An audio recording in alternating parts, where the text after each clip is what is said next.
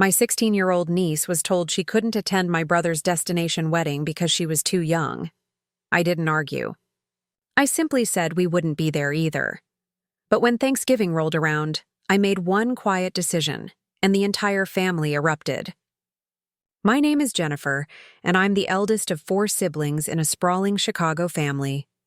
Growing up on the South Side, being the oldest meant I was the default babysitter, the homework helper, the one who made sure everyone had lunch money when Mom worked double shifts at the hospital. I never complained much. That's just how our family operated. Marcus was 2 years younger than me, the athlete, the golden boy who could do no wrong in Dad's eyes. Then came Brooklyn, the social butterfly who always had drama swirling around her. And finally, there was Tyler, the baby of the family who got away with everything because he was still figuring things out, well into his 20s. I was the fixer. The responsible one, the person everyone called when they needed something. When I became a guardian to my niece, everything shifted, but not in the way I'd hoped. I became Emma's legal guardian when she was 4 years old. My younger sister Brooklyn had her at 19, struggled with addiction for years, and eventually signed over custody when Emma was barely out of toddlerhood. Brooklyn said she wanted Emma to have stability, a real home, a chance at something better. I remember the first time Emma called me Aunt Jen. We were at Navy Pier, eating overpriced cotton candy, and she grabbed my hand and said it so naturally, like she'd been practicing in her head for weeks. I cried in the car on the way home while she sang along to the radio, completely unaware that my heart had just cracked open in the best possible way. From that moment, I made a silent promise. Emma would never feel like she was a burden. She would never feel temporary. She would never question whether she belonged in this family. But no matter how hard I tried, I couldn't control how everyone else treated her. At first, I told myself my family just needed time to adjust. Emma didn't look like the rest of us. She had her father's darker complexion and curly hair while we were all pale with straight brown hair. She was quiet where we were loud, reserved where we were boisterous. But it was more than that. My mother introduced Emma to her book club friends as Jennifer's little project. Marcus asked me once, in front of Emma, if I was planning to give her back when Brooklyn got clean. Tyler's wife sent birthday invitations to all the other cousins but somehow forgot to include Emma 3 years running. The moments were small, subtle, easy to excuse if you wanted. To give people the benefit of the doubt, Emma noticed everything. When she was 7, she asked me why Grandma Joyce hugged all the other grandkids longer than her. When she was 9, she wanted to know why she was the only cousin who didn't get a personalized stocking at Christmas. Hers just said guest. I made excuses. I smoothed things over. I convinced myself that if I just kept showing up, kept including Emma in everything, eventually they'd see what I saw, an incredible, thoughtful, creative kid who deserved to be loved unconditionally. Last April, Marcus got engaged to his girlfriend Amber. Big announcement at Sunday dinner. Champagne toasts, Mom crying happy tears. The whole production. Emma made them a congratulations card, spent hours on it, drew little illustrations of them as stick figures getting married, wrote a sweet message inside. She was so proud of it. Marcus said, "Thanks, kiddo," and set it down on the counter. I found it 2 months later in his recycling bin when I went to his apartment to water his plants while he was on vacation. Emma started asking about the wedding immediately. She wanted to know if she could wear the navy blue dress we'd bought for her school's winter formal. She asked if she should learn how to dance in heels. She showed me hairstyle videos on TikTok. She was nervous but excited. She wanted so badly to be part of it. Then the invitation arrived. It came in a thick, cream-colored envelope with calligraphy, addressing. Beautiful. Expensive. The kind of invitation that gets saved in scrapbooks. I opened it at the kitchen table while Emma was upstairs doing homework. The ceremony was going to be in Napa Valley, a full weekend destination wedding. Black tie optional, scenic vineyard venue. And then I saw the line that made my stomach drop. Adults-only celebration. 18 plus, strictly enforced. No exceptions. I stared at those words until they blurred. Emma heard me come upstairs. She looked up from her biology textbook with hopeful eyes. Did the invitation come? I couldn't hide my face. Never could. Not from her. He doesn't want me there, she said quietly. Not a question. A statement. It's an adults-only wedding. 18 and over. She nodded slowly, then went back to her homework like nothing happened. But I saw her hand shake when she picked up her pencil. That night, after she went to bed, I sat in my car in the driveway and cried. Because what broke me wasn't the exclusion. It was how unsurprised she was. She'd already learned what I'd spent years trying to deny, that she would always be separate. Always be other. Always be the one who didn't quite belong. The next morning, I texted Marcus, "We won't be attending." His response came within minutes. Seriously? It's nothing personal, Jen. Amber wants a sophisticated atmosphere. You understand, right? I didn't respond. Within hours, my phone started blowing up. Brooklyn. You're really going to miss Marcus's wedding over this? She's not even your kid. That one landed like a punch. She is my kid in every way that matters. Mom called 3 times before I finally answered. Jennifer Marie, you're being ridiculous. Emma is almost 17. She's not a baby. It's one evening. Don't punish your brother over venue rules. She's his niece. She's family. And she's not invited. We've all made sacrifices for family, Mom said, her voice tight.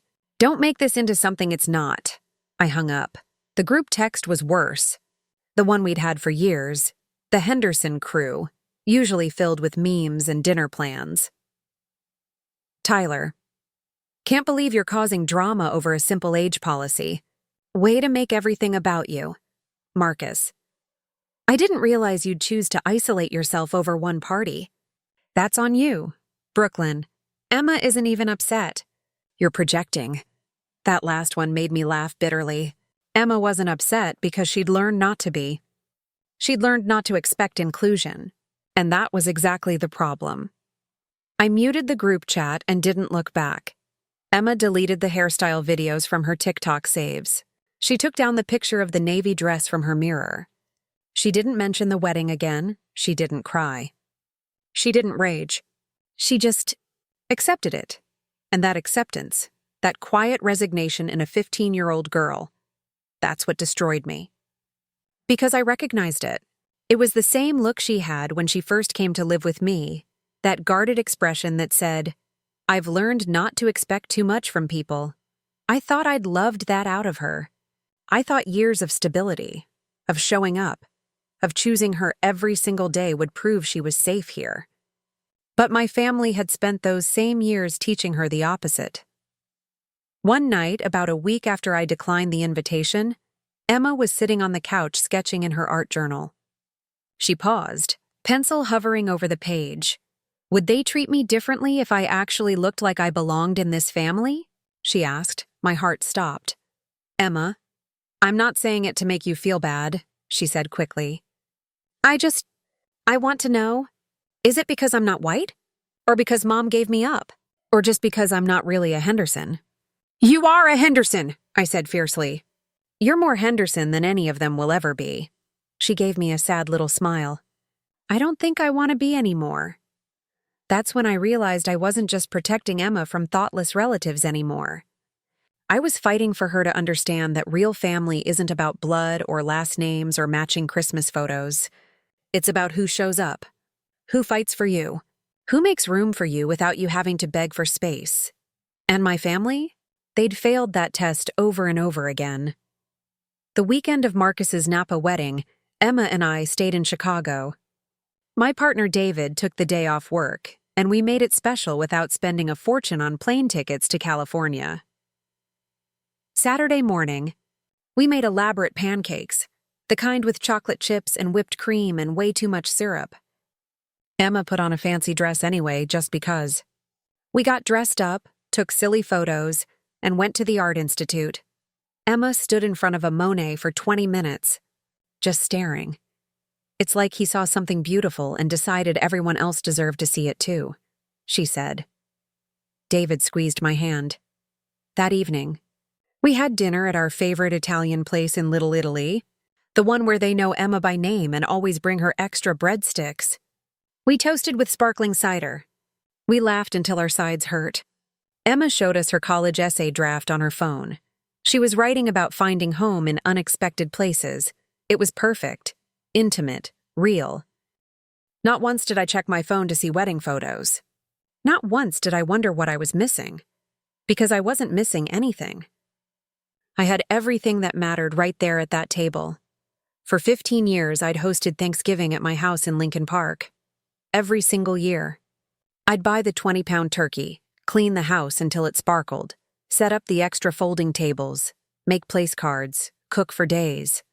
It was exhausting. It was expensive.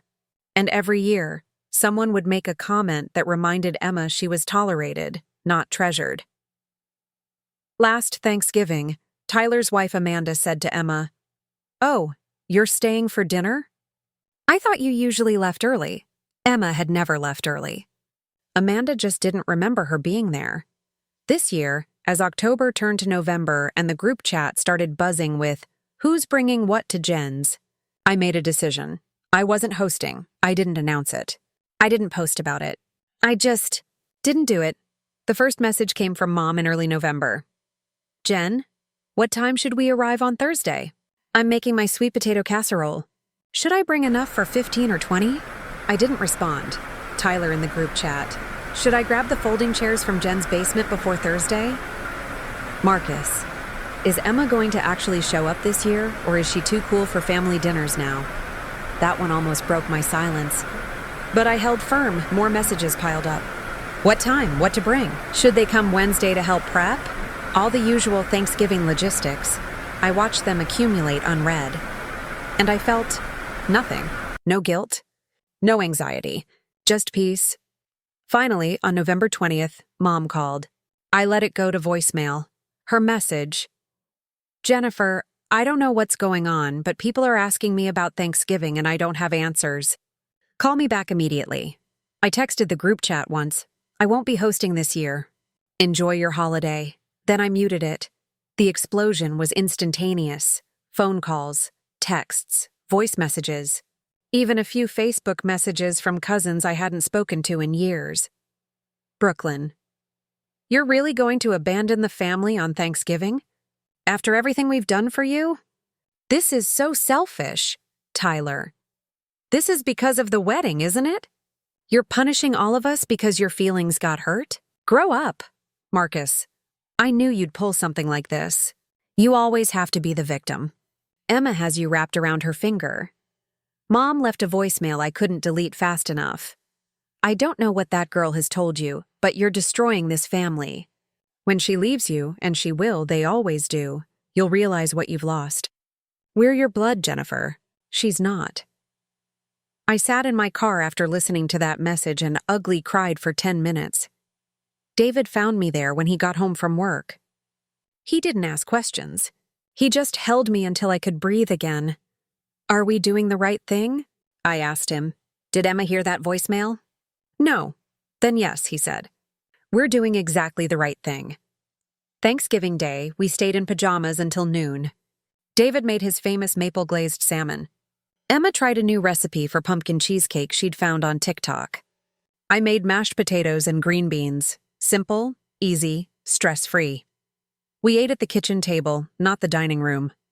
We watched football. We played board games. Emma kicked both our asses at Scrabble. At one point, Emma looked up from her phone and said, "Aunt Brooklyn posted a photo of their Thanksgiving. Looks like they went to a restaurant. How'd it look?" I asked carefully. "Expensive? Empty?" She paused. "I'm glad we're here." "Me too, baby." "Me too." That night, after Emma went to bed, I finally looked at the family group chat. 53 unread messages. I scrolled through them without opening. The tone had shifted from angry to manipulative to desperate. Mom. "We miss you so much. This doesn't feel like Thanksgiving without you." Brooklyn. "I'm sorry if we made you feel unsupported. Can we talk about this?" Tyler. "This is ridiculous. You're throwing away family over nothing." Marcus hadn't said anything. I think some part of him knew he'd crossed a line even he couldn't uncross. I turned off my phone and didn't turn it back on until Saturday morning. The Monday after Thanksgiving, I got a forwarded email from my cousin Lisa in Milwaukee. The subject line, FYI, you should see this. It was a long email Brooklyn had sent to our entire extended family. Aunts, uncles, cousins, my dad's siblings, people I hadn't seen since my grandmother's funeral 5 years ago. The email was titled, Concerned About Jennifer. I read it 3 times, each time feeling sicker. Brooklyn described me as unstable and unhealthily attached to Emma. She said I'd isolated myself from the family because I couldn't handle the reality that Emma was temporary, that she wasn't really my daughter, that I was playing house instead of dealing with my own life. She wrote, Emma has behavioral issues that Jen refuses to address. She's manipulative and has convinced Jen that we're all against her. Jen has cut off everyone who tries to help. We're worried about both of them, but especially Jen. She's lost perspective. She ended with, If you get a chance, please reach out to my sister. She needs to know we still love her, even if she's made choices that have hurt all of us. I sat at my kitchen table reading that email, and something inside me snapped. Not in rage. In clarity, for years I'd made excuses. I'd minimized. I'd convinced myself that if I just kept trying, kept showing up, kept proving Emma's worth, eventually they'd see it, but they didn't want to see it. They wanted to erase her. I didn't fire off an angry response. I didn't call Brooklyn screaming. I didn't defend myself in the group chat. Instead, I spent an evening gathering evidence. Screenshots of every exclusion. Every birthday party Emma wasn't invited to while her cousins were. Every Christmas photo she was cropped out of. Every accidental oversight when gift lists were made. I found the text where Marcus had asked if I was planning to give her back. The voicemail where Mom called Emma that girl. The message from Tyler's wife asking if Emma would even understand a family cruise to the Bahamas. Because of her background. I compiled it all into a single document. No dramatic captions. No angry commentary. Just dates, screenshots, and facts. I wrote one email. For those who received Brooklyn's message and were concerned, here is the full context. I'm not asking anyone to choose sides. I'm simply providing information so you can make informed decisions about who to believe. Emma is my daughter in every way that matters. She deserves better than what she's been given by this family. So do I. I attached the document and sent it to the same group Brooklyn had emailed. Then I blocked every single person who I knew would try to argue, minimize, or tell me I was being too sensitive. Some family members reached out with apologies. My Aunt Rachel in Boston called crying, said she had no idea it had been that bad, that she was ashamed she hadn't noticed. My cousin Lisa offered to fly to Chicago just to take Emma and me to dinner. That kid deserves better, she said. So do you. Others doubled down. Said I was vindictive. Said I'd taken things out of context. Said I was using Emma as an excuse to blow up the family because I'd always been difficult. I didn't argue with any of them. I just stopped responding. The hardest part was Mom. She left one final voicemail. I don't know who you've become, Jennifer. The daughter I raised wouldn't tear apart her family like this. When you're ready to be reasonable, we'll be waiting. But we won't wait forever. I saved it. Not because I wanted to listen to it again, but because I wanted proof, for myself and for Emma, that I hadn't imagined any of this. I told Emma everything. I showed her the emails, the screenshots, the responses. I didn't want her to find out from someone else. I didn't want her to think I was fighting battles she didn't know about. She read through it all silently, sitting at the kitchen table with her laptop open, scrolling through years of small cruelties documented in digital ink. When she finished, she closed the laptop and looked at me. They really said all that? Yes. And you saved it all? I needed you to know you didn't imagine it. And I needed proof that I wasn't overreacting. She was quiet for a long time. Then, thank you. For what? For believing me when I said I didn't feel wanted. For not making me keep trying to earn their love. For choosing me even when it cost you. I grabbed her hand across the table.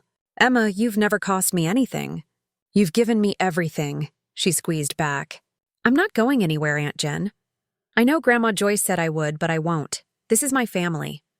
You and David, this kitchen, this house. This is home. That's when I finally cried. Not sad tears, relief tears. Because she got it. She understood that family isn't about biology or obligation. It's about choice. It's about showing up. It's about making room for someone and meaning it. We never heard from Marcus again, or Tyler, or Brooklyn. Mom sends a card every few months. Generic Hallmark stuff with no personal message, just her signature. I don't respond, but I don't throw them away either. Maybe someday Emma will want to know I tried, even at the end. Dad texted once, "Your mother is heartbroken. I hope you know what you've done." I blocked his number. The family group chat continued without me. I know because Lisa occasionally sends screenshots when they're planning something big, mostly so I know to avoid certain places on certain weekends. At first, I felt phantom guilt. That nagging voice that said, maybe you overreacted. Maybe you should have tried one more time. Maybe you're the problem. But then I'd come home and find Emma at the kitchen table doing homework, or painting in the sunroom, or watching TV with David. And I'd remember, this is what I chose. This peace. This safety. This unconditional love. And I've never regretted it for a second. Emma just finished her junior year of high school. She's applying to art schools, RISD, Pratt, SAC. Her portfolio is stunning. Her teachers write recommendation letters that make me cry. She has friends who text her constantly. She has a life full of people who actually see her, who value her, who would never dream of excluding her because she's not really part of the family. Last week, she asked if we could get family photos taken, professional ones. Just the three of us, she said. Our family. We went to a photographer in Wicker Park. Emma wore a yellow sundress. David and I dressed up. We laughed through the whole session. When the photos came back, Emma immediately made one her phone wallpaper. David framed one for his office. I put one on the mantle where the old family photo used to sit, the one with all my siblings, back when I still believed we'd figure it out. This photo is better, smaller, but real. People ask me sometimes if I regret cutting off my family. Usually it's well-meaning friends or co-workers who hear bits and pieces of the story. I always say the same thing. I didn't cut off my family. I protected my family from people who refused to treat us like we mattered. Because that's the truth. I didn't blow up relationships over a single wedding invitation or one missed holiday. I ended relationships that had been dying for years under the weight of microaggressions, exclusions, and conditional love. Emma didn't break my family. She revealed who they'd always been, and maybe that's the gift in all of this, the clarity. The freedom to stop performing, to stop pretending, to stop sacrificing my daughter's dignity for the illusion of family unity. Late at night, when the house is quiet and Emma's asleep upstairs, I sometimes wonder, what if I had pushed back earlier?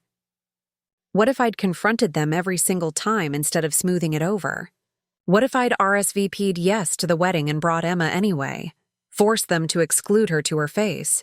What if I'd hosted Thanksgiving and made them sit across from her while they ignored her?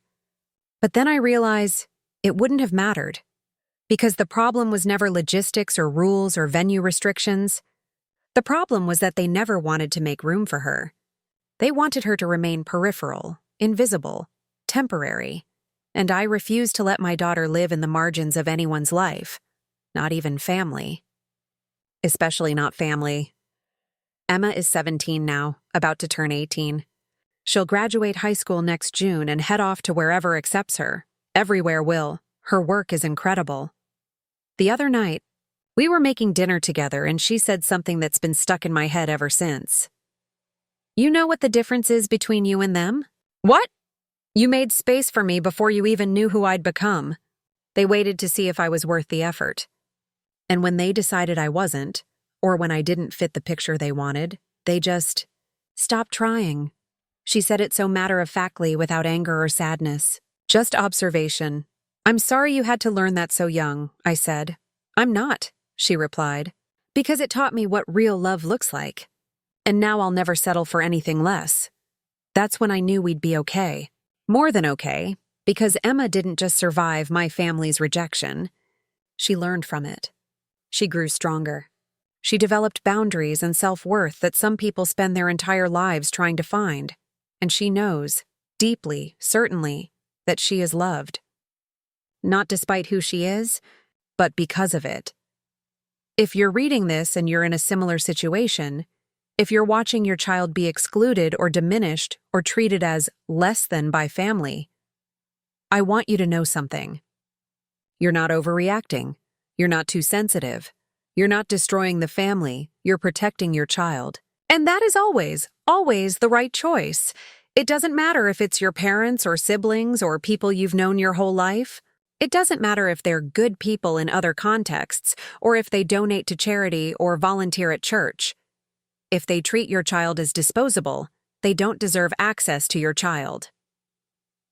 Period. Will it hurt? Yes. Will people call you dramatic or vindictive or accuse you of overreacting? Absolutely. Will you doubt yourself at 2 a.m. when the guilt creeps in? Probably. But here's what I know for certain. Your child will remember who fought for them. They'll remember who made space for them without conditions. They'll remember who chose them when it cost something. And years from now, when they're grown and building their own lives, they'll thank you for teaching them that love isn't about enduring mistreatment in the name of family loyalty. Real love is about respect, consideration, and making room for people exactly as they are.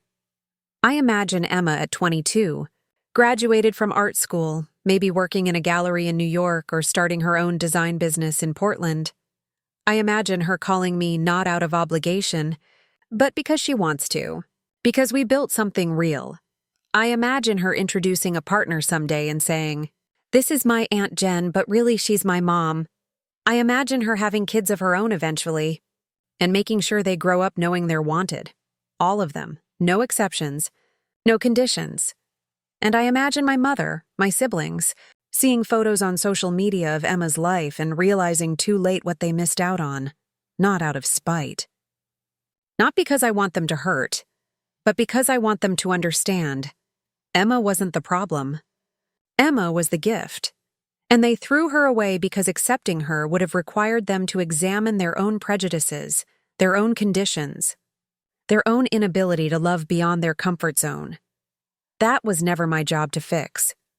My job was to love Emma, to protect her, to show her what family is supposed to feel like, and that's exactly what I did. So, did I do the right thing? I've asked myself that question 1,000 times, and every time I come back to the same answer. Yes, not because it was easy.